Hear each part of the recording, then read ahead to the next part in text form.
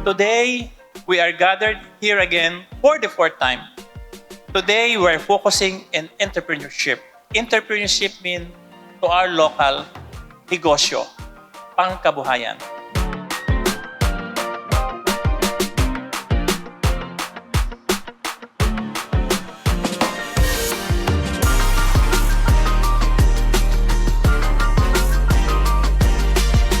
Lagi natin inuulit-ulit yan.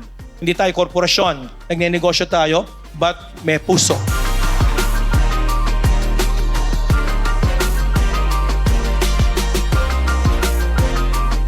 Pero karamihan ng kikitain ng kooperatiba, babalik sa ating mga membro. Where can you find that kind of organization?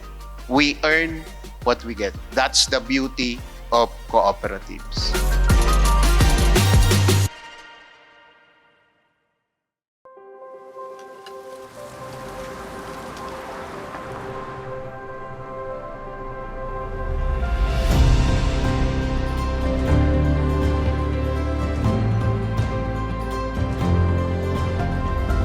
Ladies and gentlemen, it is my privilege to welcome on stage the Honorable Mayor of Quezon City, Mayor Josepina G. Belmonte.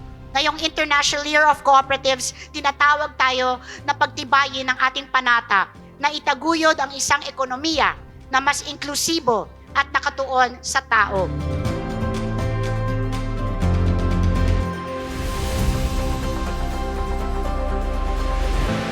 Ultimately, we, all of us here, we want to institutionalize a truly cooperative and business-friendly environment. The only answer to your question, if you will be successful, di ba, if you make the idea into reality.